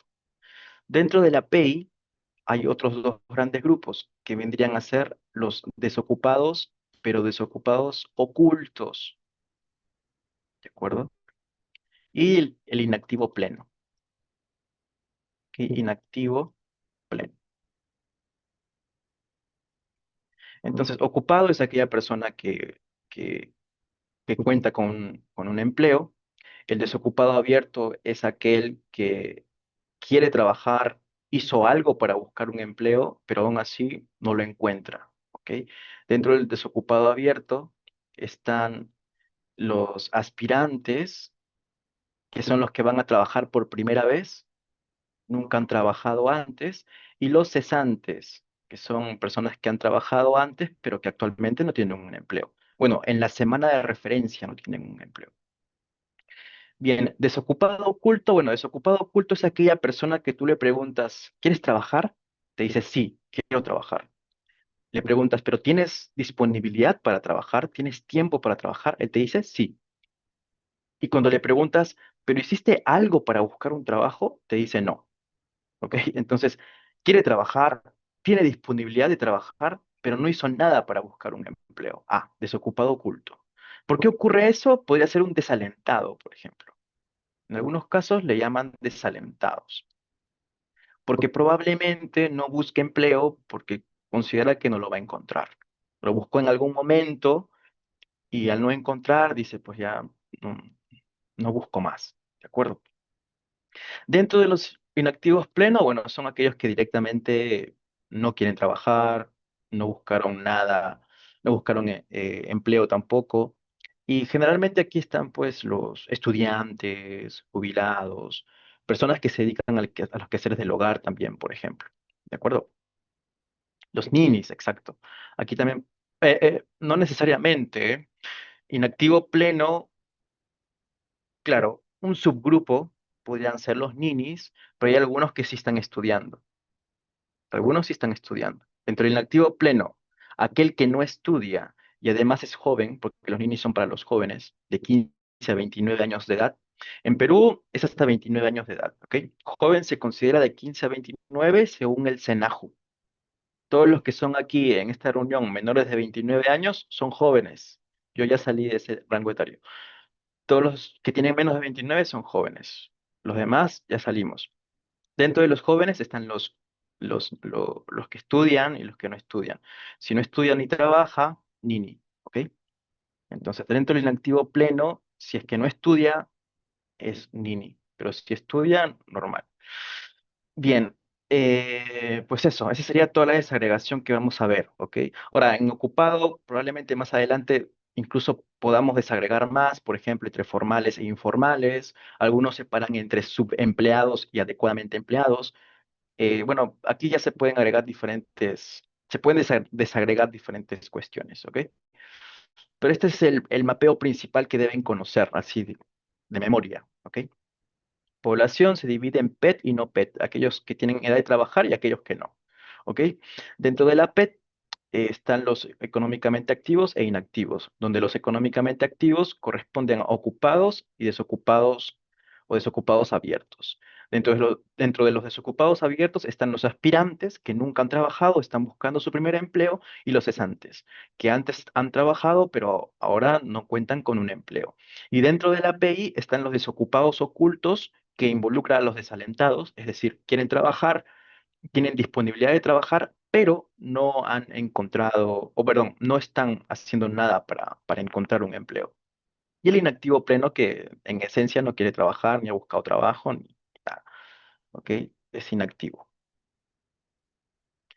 Bien, Ángel Canales. Sí, en realidad en el Ministerio de Trabajo suelen mostrar esos indicadores de ninis. Sí. Eh, bueno, al menos cuando trabajaba allí, sacábamos un reporte exclusivamente de jóvenes y ahí hacíamos la caracterización de ninis. No estoy seguro si lo siguen haciendo. En mis tiempos lo hacíamos. El INEI sí lo muestra, tenía también su capítulo exclusivamente de ninis. Pero sí, es muy interesante, ¿no? ¿Qué hacen esos jóvenes que tienen de 15 a 29, que teóricamente deberían estar eso, o estudiando o trabajando, pero no aparecen dentro de en ninguna de esas dos categorías? Es muy interesante, muy interesante. ¿La data la sacan del INEI? Sí, sí. Ahora, es un indicador muy complejo de construir. Yo recuerdo que cuando solicitamos la sintaxis eran como 200 líneas de código solo para construir ese indicador. Es muy complejo. Tengo la sintaxis, la podría compartir, ¿ya? Pero no sé si ha cambiado. Voy a buscarla. Pero sí es un indicador muy complejo. Tiene muchos condicionales. Voy a buscarlo, espero encontrarlo. Pero no haberlo perdido en mi baúl de do files olvidados. Bien, pues eso, tenemos el locu 500. El locu 500 me lo separa principalmente entre ocupado y desocupado abierto, que según lo que les expongo vendría a ser la PEA, y desocupado oculto y no PEA, que vendría a ser en conjunto la PEI, ¿no? La población económicamente inactiva. Bien, importante, el módulo 500 tiene su propio factor de expansión, que si lo buscamos aquí en la parte de variables, se llama FAC 500. ¿Ok? FAC 500 vendría a ser el factor de expansión de empleo e ingresos. Entonces, cuando declaremos la encuesta para calcular indicadores de empleo, vamos a usar el factor de expansión FAC 500, que es el factor de expansión que viene en este módulo. ¿Ok? Aquí les dejé también en comentarios algunas variables interesantes, importantes, que quizás ustedes quisieran cruzar más adelante. Está el sexo, está la edad, que la pueden recodificar, ya saben, recodificar en rangos etarios, el estado civil, el último grado de estudios, la etnia, ¿no? La autopercepción étnica de las personas. Y bueno, los dejé ahí en comentarios por si ustedes, los indicadores que hagamos ahorita, lo quieran hacer un tabulado cruzado con los que están aquí. ¿Ok? Bien, importante, lo primero que vamos a hacer es, bueno, podemos tabular el P500i, la variable P500i, ¿ok? Que me va a decir el código de informante, ¿ok? El código de informante que tiene 00 quiere decir que nadie contestó la encuesta de empleo. Es la persona que no contestó la encuesta de empleo, a pesar de que debería. Entonces, podemos eliminar esas observaciones mediante el código de informante, o también podríamos eliminarlo mediante la categoría que aparece en OQ 500. En OQ 500, aquellos que aparecen como categoría cero son aquellos pues, que no contestaron la encuesta de empleo, el módulo de empleo, perdón, a pesar de que deberían. Entonces, o bien podemos eliminar las observaciones con el código de informante, o también podríamos eliminar eh, esas observaciones mediante la variable OQ500, en donde aquellos que no están categorizados ni dentro de la PEA ni dentro de la API deben ser eliminados de mi análisis. ¿Ok? Entonces, hay dos maneras. Puedo hacer esto también. Se entiende, ¿no? Eliminar si OQ500 es igual a cero. Estoy eliminando registros, observaciones. ¿Ok? Bueno, aquí estoy usando la recodificación del área de residencia. Ya lo usamos para la pobreza, ¿no? Pues para el módulo 500 es lo mismo, es la misma recodificación. Muchas de las recodificaciones que estamos viendo ahora, ustedes lo van a usar para cualquier módulo, ya es casi una plantilla. ¿ok? Entonces estamos ganando también mucho en eso, de que cuando ustedes solitos abran sus propios módulos, uno que no estamos viendo, por ejemplo, en todo este curso especializado, ya pueden tener ciertas plantillas de variables que aparecen frecuentemente en todos lados. Esto ya lo conocemos, recodificamos estrato entre urbano y rural, ya lo expliqué incluso al inicio de la clase. Aquí estamos aprendiendo a recodificar una variable adicional más, que es la región natural. Si nosotros tabulamos o exploramos esta variable dominio, aparece costa norte, costa centro, costa sur, etcétera, desde Sierra Norte hasta Sierra Sur, Selva y Lima Metropolitana, pues lo que estoy haciendo es agruparlo. Todo lo que es costa, no importa si es norte, centro o sur, lo pongo como costa. Todo lo que es sierra, no importa si es norte, centro o sur, lo pongo como sierra. ¿Ok? Y bueno, selva también es único. Incluso Lima Metropolitana, que es el 8, lo estoy poniendo aquí. ¿Ok?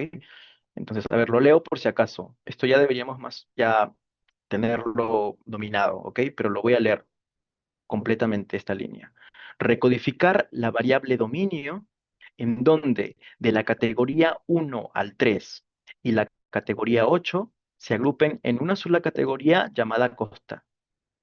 De la categoría 4 a la categoría 6 lo vamos a guardar en una segunda categoría llamada sierra. Y la categoría 7 la vamos a guardar en una categoría 3 llamado selva. Y esto lo vamos a almacenar en una nueva variable llamada región.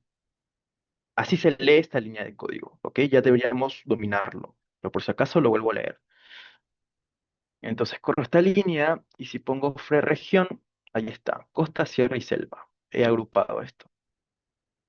Ahora vamos a aprender a, a recodificar los departamentos, que también suele reportarse mucho en, en los reportes oficiales, ¿ok? Hacemos un codebook de Wigeo para conocer la variable, observamos que está en formato string, está en formato texto, entonces lo que yo quiero es transformarlo a nivel numérico, ¿ok? Bueno, aquí estoy usando varios comandos a la vez, bueno, dos en específico. Voy a explicarlo por partes. Eh, Estoy usando primero el comando substring, ¿ok? Substr. ¿Qué hace substr? Es como el comando de extraer de Excel, no sé si lo conocen, en donde yo le digo, de la variable ubigeo, quiero desde la primera posición las dos primeras letras, ¿ok? Entonces, ¿qué estoy haciendo? Si yo tengo mi ubigeo que es 123 123, le digo de la primera posición, quiero los dos primeros dígitos. Entonces, en mi nueva variable voy a almacenar el 12. Eso estoy haciendo, nada más. Si mi otro código es 156, 156, si este es mi ubigeo, estoy llamando al 15. Primera posición, dos dígitos, este 15. ¿Ok? Eso es lo que estoy haciendo con esta primera parte. ¿Ok? Estoy extrayendo los dos primeros dígitos de mi variable ubigeo. ¿Ok? Ahora estoy usando este subtraer porque mi variable es un string. Por eso es que me sirve. Y justamente por eso es que luego uso el comando real, ¿no? Real, en el cual estoy transformando mi variable texto, esos dos dígitos que extraje están en texto, pues ahora quiero que lo transforme en numérico, ¿ok? Y todo eso se va a almacenar en una nueva variable llamada dpto, ¿ok? Eso es todo lo que estamos haciendo. Corro esta línea, pongo dpto y ahí está, hemos generado una variable que almacena del 1 al 25. ¿De acuerdo? Todo lo que explico ustedes pueden estar poniéndolo en comentarios, ¿no? Esto, el comando subs R me ayuda a extraer XX, bueno, 3 puntos. Bien,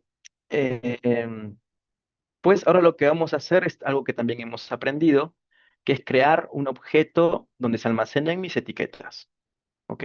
Del 1 al 25. Esto también ya es una plantilla, ¿ok? Con Lenao siempre vamos, y cada vez que trabajemos con Lenao y quisiéramos trabajar con una variable a nivel de departamentos, solo hay que copiar y pegar toda esta parte, ¿ok? No hay que volver a cambiar nada. Esto ya está determinado. Entonces, bueno, igual les explico qué estamos haciendo. Esto ya lo expliqué. Lo segundo que hacemos es generar un objeto que se llama DPTO también, donde vamos a almacenar todas las etiquetas. Entonces yo le digo, por si acaso el código 1 es Amazonas, el código 2 es Ancash, y así hasta el 25. ¿Por qué? Porque tiene 25 categorías, como verán aquí. Entonces cada una de esas categorías hace referencia a uno de los departamentos del Perú. Amazonas, Ancash, Apurímac, hasta el 25 que es Usucayali. ¿Ok? Estas tres líneas que están aquí, no sé si lo he explicado antes, pero sirve para que tú le digas a Stata por si acaso la siguiente línea es parte de este código, del mismo código anterior, por si acaso. Este de aquí es parte de toda mi línea de código anterior y esta parte de aquí también es parte de mi código de línea anterior. Es como poner un enter, estas tres líneas. Entonces, para no poner todo en una línea extensísima, pongo tres rayitas, tres slash y continúo en la siguiente línea de ejecución. ¿Ok? Ahora, el tema de hacer este tipo de jueguitos es que tengo que, al momento de hacer la ejecución, seleccionar todo, seleccionar las cuatro líneas. ¿Ok? Si selecciono uno por una, probablemente me salga error. Tengo que seleccionar las cuatro líneas de código en donde pongo este saltar línea. ¿De acuerdo? Es como poner un enter nada más. Y con ello genero mi variable objeto que almacena todas estas etiquetas. Finalmente, el último paso que es asignarle estas etiquetas a mi variable generada. Por eso pongo labval dpto, que es el nombre de mi variable, y este dpto que también le puse el mismo nombre de mi objeto de etiquetas. ¿Ok? Entonces corro esta línea. Todo esto también ya lo hemos visto hace dos clases, creo, o la clase anterior. ¿Ok? Lo de poner etiquetas y tal. Entonces puedo explorar mi variable y ya tengo todos mis departamentos con su respectiva etiqueta. ¿De acuerdo?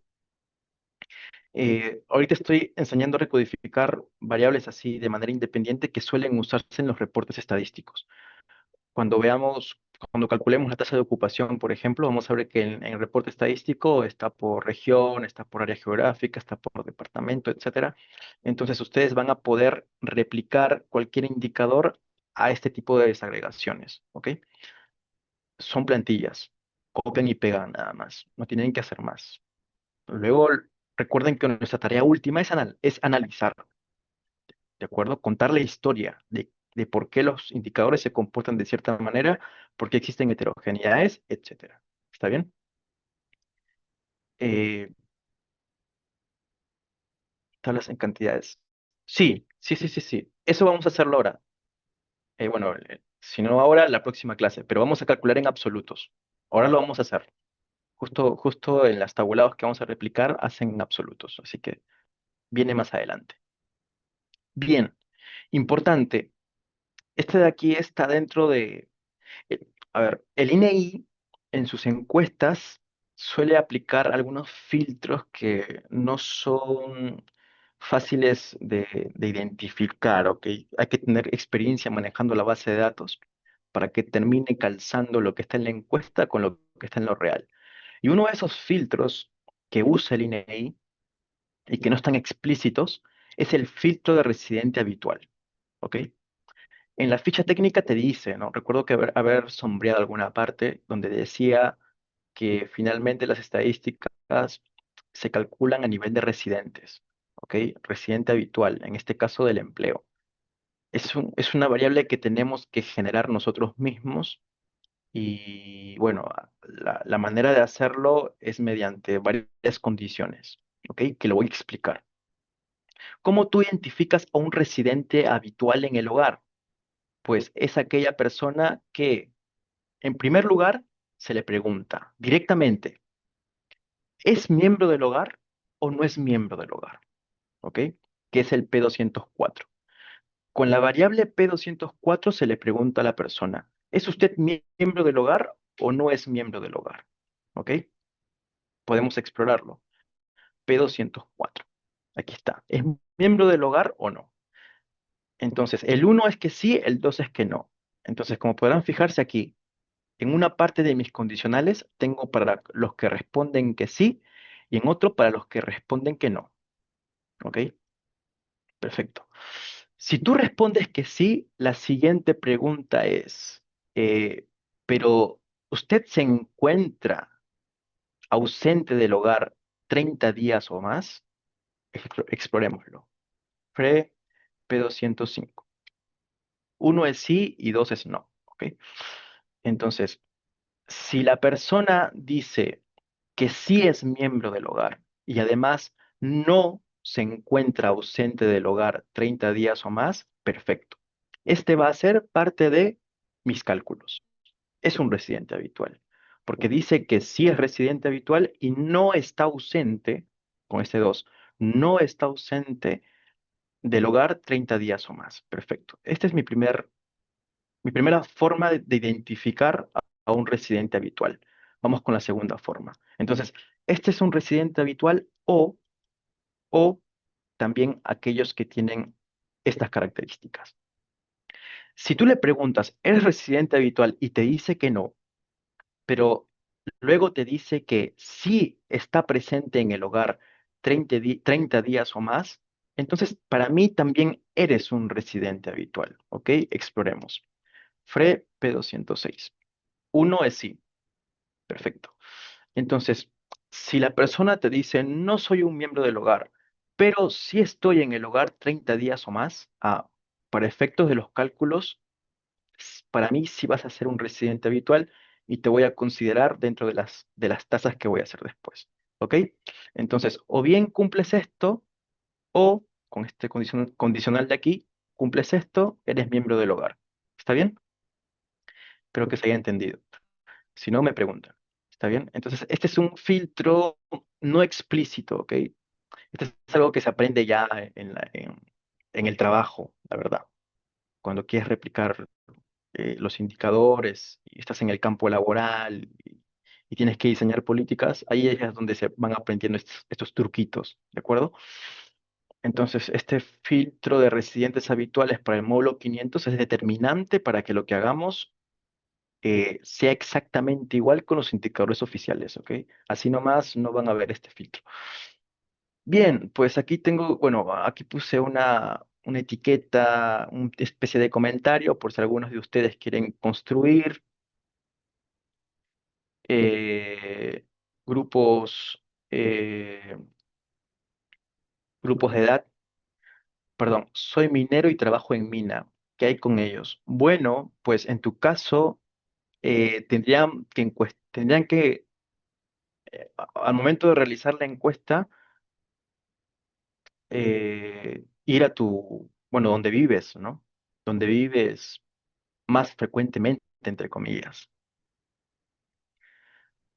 Eh, Como es el caso del censo, ¿no? En este caso de la encuesta de hogares, debería tener inferencia con tu caso. Es decir, deberían llegar cerca de alguna minera y en el lugar donde te encuentren es donde se te consideran. Si los 30 días, yo entiendo que 30 días estás fuera y 30 días estás en casa, ¿no? Si durante la encuesta estás en la mina, pues se te va a considerar, es que no sé, bueno, ahí si me puedes dar más información, qué tipo de vivienda tienes en la mina, si vives en un hotel, si vives en una vivienda compartida con otros trabajadores. Bueno, es un caso muy específico, pero en teoría va a depender de en dónde te encuentre el encuestador. Si el encuestador te encuentra justo en tu hogar, se te va a considerar dentro de. Pero si te encuentra pues en el trabajo o al momento que llega a tu hogar tú no estás y tu conviviente dice pues que no estás 30 días o más, etcétera, pues no eres parte del hogar. Pero la regla es en la semana de referencia, en la semana de referencia. Entonces, eso es un caso muy específico igual. Bueno, si me haces información, quizás podría ser más preciso con la respuesta. Si estás en la mina, por ejemplo, no sé dónde estarías compartiendo tu- el lugar donde duermes. Si es un hotel, si es un hostal, o si estás compartiendo con otros trabajadores. Pero bueno, esa sería la condicional. Bien, continúo mientras me das esa información. Pero bueno, todo depende de qué es lo que está ocurriendo al momento de que llega el encuestador. Si el encuestador llega y tú estás 30 días ausente, pues no eres parte de ese hogar, ¿de acuerdo? Y si en ese lapso, pues sí estuviste presente, ya se te considera, sí, porque recuerden que al final de cuentas lo que obtenemos del ENAO es un promedio anual. Entonces, así como a ti en algún momento te encuentran en el hogar, hay una proporción que los encuentran en su centro de trabajo. Entonces, el promedio medio que compensa en lo que ocurre anualmente. Por ahí va. Bueno, aquí dejé unos comentarios sobre cómo agrupar edades. Bueno, aquí está con condicionales. Ustedes podrían hacerlo con recodificación, así que esto lo voy a eliminar. Podrían hacerlo en una sola línea. Luego tenemos una variable de educación. Creo que no nos va a dar el tiempo, ya nos ganó. Cierro aquí, ¿ok? Cierro aquí. Sí, y mañana vemos los cálculos de desempleo, ocupación, la PEA y la PET. Bueno, podemos explorar la variable de educación. Tiene 12 categorías, ¿ok? Este 12 es como un no observado en realidad. Y bueno, la recodificación más estándar que suele haber es agrupar en grandes grupos de, de culminación, ¿no? Primaria, secundaria, superior no universitaria y superior universitaria. Importante, en este caso, por ejemplo, estoy agrupando del 1 al 4, que es desde sin nivel hasta primaria completa, y también el 12, ¿ok? Que vendría a ser educación básica especial, ¿ok? Aquí aparece sin etiqueta, pero 12 es educación básico especial. ¿Ok? Importante. Entonces estoy agrupando del 1 al 4 y también la categoría 12 como primaria. Em, entonces aquí estoy poniendo un 1 slash. ¿Qué quiere decir eso? Que si nosotros reportamos estas estadísticas, debemos poner un asterisco o alguna nota al pie mencionando primaria incluye sin nivel educativo e inicial, por ejemplo, ¿no? O en todo caso, en lugar de decir primaria, podría ser hasta primaria, porque estamos incluyendo en esta categoría niveles que no corresponden, ¿no? Por un tema de síntesis, más que nada. Esto lo digo cuando quieran reportar oficialmente, ¿ok? O en alguna tesis. Bien, en segundo lugar estamos agrupando el 5 y el 6, que es secundaria incompleta y secundaria completa dentro de secundaria. Entonces, dado que estoy también considerando a los incompletos dentro de la categoría, se podría decir que esta recodificación es del nivel educativo alcanzado, ¿ok? Porque a pesar de que no terminé la secundaria, estoy dentro de la categoría de secundaria, ¿ok?